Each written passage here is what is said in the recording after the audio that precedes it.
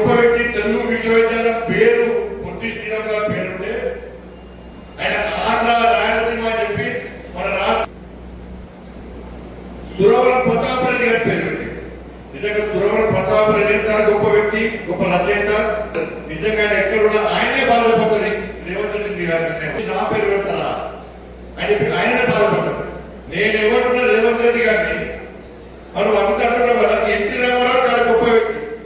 మరి NT Ramarao Andhra transfer సంవత్సరం వ్యక్తి, మరి ఎన్టీ రామారావు పేరు చేస్తావా?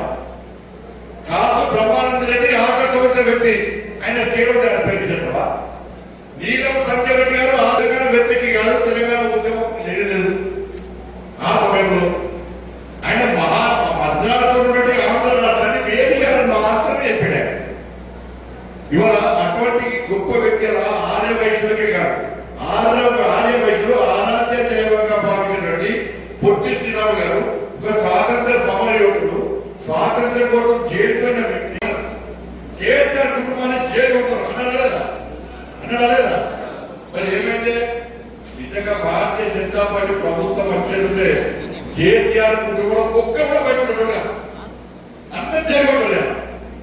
ఇలా ఫోన్ ట్యాపింగ్ జరిగింది, ఈ శిక్షణ కట్టడం జరిగింది. ఆ సీఐ ఇక్కడనే ఇక్కడ అరెస్ట్ చేసింది. ఇక్కడ యువరాజుకు తెలియకుండానే ఫోన్ ట్యాపింగ్ జరిగిందా? జరుగుతుందా? ఇలా ఫోన్ ట్యాపింగ్ చేసిన వ్యక్తులు జైలుకు పోయే సందర్భంలో ఏం చెప్పారు? మాకు పెద్ద కేసీఆర్ దగ్గరే ఫోన్ ట్యాపింగ్ చేస్తామని చెప్పారు. అన్నప్పుడు కేసీఆర్ కేసు పెట్టాలా లేదా? ఒక్క నోటీస్ ఇవ్వలేదు, ఒక్క నోటీస్. ఆ దొంగలు మారిపోయారు. ఎప్పుడు మారిపోయారు? రేవంత్ రెడ్డి గారు ముఖ్యమంత్రి అయిన కానీ రేవంత్ రెడ్డి గారు కన్నప్పుడే మారిపోయారు విదేశాలు. కాంగ్రెస్ ప్రభుత్వం ఏర్పడగానే దొంగలు మారిపోయారు. ఇప్పుడు మనం పక్కరామాట వాళ్ళకు బాగా పోగొడతారు, మనం పక్కరామాట వాళ్ళ బాగా ఫోన్ ట్యాపింగ్ చేస్తే ఒక నోటీస్ అరెస్ట్ చేయరు. కాళేశ్వరం కేసులో ఒక నోటీస్ అరెస్ట్ చేయరు. డ్రగ్స్ కేసులో ఒక నోటీస్ అరెస్ట్ చేయరు. ఇలా విద్యుత్ కొనుగోలు విషయంలో కనీసం కేసీఆర్ విచారణ ఎంక్వైరీ క్లోజ్. ఆ ఎంక్వైరీ ఇప్పటి నుంచి 4 నెలల ఎంక్వైరీ బట్టి ఏమైందో ఇంకా దాంట్లో నోటీస్ లేదు. ఫార్మ్ హౌస్ కేసులో నోటీస్ లేదు. కిడ్నీ కేసు 5-6 ఈ ఫార్ములా కాలేజ్ దాని మీద కేసులు ఇప్పటికే 5-6 కేసులు ఇలా రేవంత్ రెడ్డి గారి చేతిలో ఉన్నాయి. దాని మీద ఒక్క నోటీస్ కేసీఆర్ కుటుంబానికి ఇచ్చిందా? ఒక్క కేసును వాళ్ళ మీద పెట్టినా? ఎందుకు పెడతారంటే ఇద్దరు ఒకటే, ఇల్లులో దోతాని గదిలో కొట్టాలి ఉంది కాంగ్రెస్ పార్టీ. కానీ కేసీఆర్ కేసీఆర్ మెడలు వచ్చి పాపకి బయటికి కూర్చేసిన party Bharatiya Janata party. Congress party ఒక లెక్క కాదు. కాంగ్రెస్ పార్టీ లెక్కలో తీసుకోమేము. బీఆర్ఎస్ పార్టీతో కాంగ్రెస్ పార్టీ మేము కొట్టడానికి సిద్ధం, ప్రజల కోసం. మేము ప్రజల కోసం ఆందోళన సిద్ధం, మేము ప్రజల కోసం జైలు కొనడానికి సిద్ధం, మేము ప్రజల కోసం లాఠీ దెబ్బలాడడానికి సిద్ధం. కాబట్టి అన్నిటికీ సిద్ధమైనటువంటి కార్యక్రమాలు భారతీయ జనతా పార్టీ కారణం. కాబట్టి మనం నెక్స్ట్ లక్ష్యం వల్ల లోకల్ పార్టీ ఎన్నికల్లో మనం గెలవడం లక్ష్యంగా మనం పనిచేయాలని మీకు అందరికీ విజ్ఞప్తి చేస్తూ ఇప్పుడు నేను చెప్పిన విషయాలను కూడా గ్రామాల ప్రచారం చేయాలి. కాంగ్రెస్ పార్టీ అబద్ధాలు, కాంగ్రెస్ పార్టీ కుట్రలు, కాంగ్రెస్ పార్టీ తప్పుడు ప్రచారం మనం ప్రజలకు వివరించాలి. నరేంద్ర మోడీ గారు ప్రభుత్వం చేసినటువంటి అభివృద్ధి కార్యక్రమాలను మనం ప్రజలకు గురించి రాబోయే రోజుల్లో ఈ రాజన్న సిరిసిల్ల జిల్లాలో గోపి గారు నాయకత్వం మనం ముందుకోవాల్సిందిగా మీ అందరికీ వివరిస్తూ అందరికీ బాధ్యతలపై ప్రతి ఒక్కరికి బాధ్యతలు పెడతాం.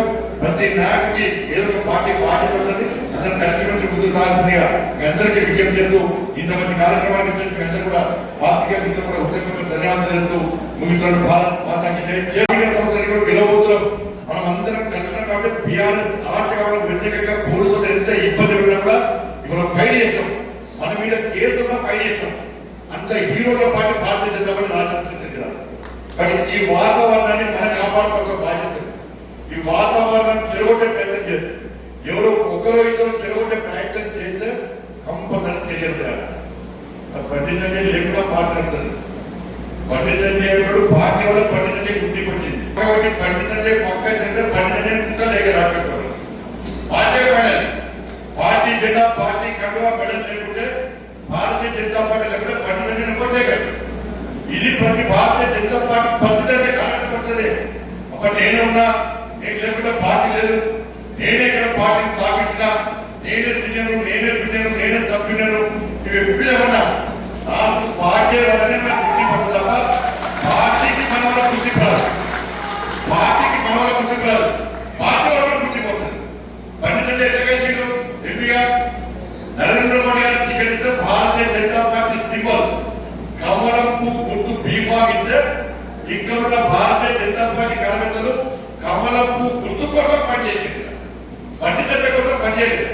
కమలం పువ్వు గుర్తును గెలిపించాలి, నరేంద్ర మోడీ గారిని ప్రధానమంత్రి చేయాలి, మూడవసారి భారతీయ జనతా పార్టీ రామరాజ్యం మోడీ రావాలని ఏ గతం వచ్చినా ఏ పరిస్థితి వచ్చినా బీఆర్ఎస్ రాబోయే రోజుల్లో బీఆర్ఎస్ నరేంద్ర మోడీ గారు పైసలు ఇస్తే అమలు చేస్తావా? ఎవరిని హామీ ఇచ్చినావు? ఎవరిని హామీ ఇచ్చినావు? మన మోడీ గారి ప్రభుత్వం యొక్క గ్రామాల్లో నిధులుస్తున్నాయి. మన గ్రామ పంచాయతీ ఎన్నికల్లో ప్రజలు అదే తీర్పు ఇవ్వబోతున్నారు.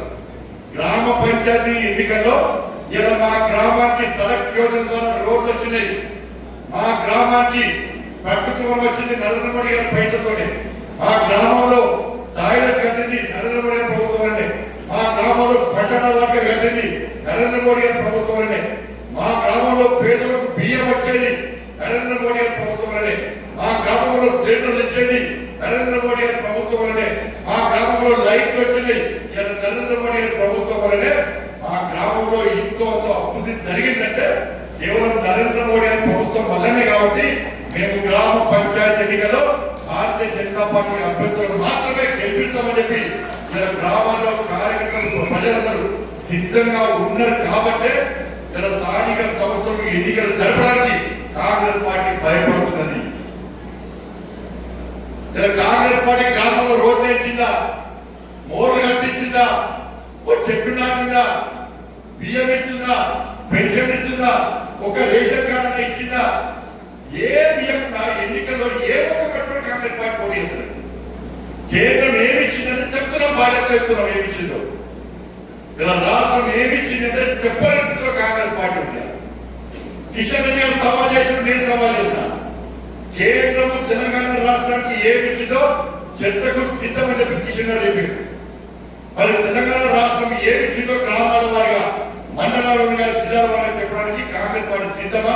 ఆ సవాళ్ళను సవాల్ చేస్తే కాంగ్రెస్ పార్టీ అన్ని మూసుకొని పోయి ప్రతిసారి కేంద్రం ఇస్తలేదు, కేంద్రం అన్ని కేంద్రం ఇచ్చాక నువ్వే చేసేది నువ్వు ఇంట్లో కూర్చో, మేము తీసుకెళ్తాం, మేము పాలిస్తాం, మేము తెలంగాణ రాష్ట్రాన్ని. పక్క రాష్ట్రం ఆంధ్రప్రదేశ్ పైసలు ఇస్తున్నాం, తెలంగాణకు పైసలు ఇస్తున్నాం, బీహార్కు పైసలు ఇస్తున్నాం, ఒరిస్సాకు పైసలు ఇస్తున్నాం, మా పాలన లేని కర్ణాటకకు ఇస్తున్నాం, హిమాచల్ కూడా ఇస్తున్నాం. ఎక్కడైనా ఈ రాష్ట్రం ఆ రాష్ట్రం ఈ పార్టీ ఆ పార్టీకి సంబంధం లేకుండా అన్ని రాష్ట్రాలను సమానంగా చూసేటువంటి ప్రయత్నం నరేంద్ర మోడీ గారు ఇస్తున్నారు. అన్ని రాష్ట్రాలు అమలు చేస్తేనే దేశం అమలు చేస్తున్నారు. మరి ఇటువంటి పరిస్థితుల్లో గ్రామాల వారిగా కార్యకర్తలందరూ కూడా కాంగ్రెస్ పార్టీ యొక్క కుట్రలను, కాంగ్రెస్ పార్టీ ఏదో బదనాలు చేస్తుందో బీజేపీని, నరేంద్ర మోడీ గారిని, దానికి వ్యతిరేకంగా మన గ్రామాల వారిగా మనం ప్రచారం చేయాల్సిన బాధ్యత ఉన్నది. తప్పకుండా డీటెయిల్ రిపోర్ట్ ఇస్తాం. మీకు తెలంగాణ రాష్ట్ర వ్యాప్తంగా ఏ గ్రామానికి నరేంద్ర మోడీ ప్రభుత్వం ఏమేమి నిధులు ఇస్తుందో పూర్తి డీటెయిల్ రిపోర్ట్ ప్రతి గ్రామానికి ఇస్తాం. రాష్ట్ర పార్టీ నుంచి ప్రతి గ్రామానికి ఇస్తాం, ప్రతి గ్రామంలో పోస్టర్లు ఇస్తాం, ప్రతి గ్రామంలో ఫ్లెక్సీ కట్టిస్తాం, ప్రతి గ్రామంలో కరపత్రాలు కొట్టిస్తాం. అదే ప్రచారస్థంగా మారుతుంది. ఇలా కాంగ్రెస్ పార్టీ గుణపాఠం చెప్తాం. గతంలో మోసం చేసిన బీఆర్ఎస్ పార్టీ అడ్రస్ లేకుండా చేస్తున్న విషయాన్ని ఈ సందర్భంలో అంటే రెండు పార్టీలు ఒకటే, ఆయన రెండు పార్టీలు ఒకటే. మీరు ఆలోచించండి, కాళేశ్వరం చేశారు. ఇదే రేవంత్ రెడ్డి గారు ఏమన్నారు, మా ప్రభుత్వం కానీ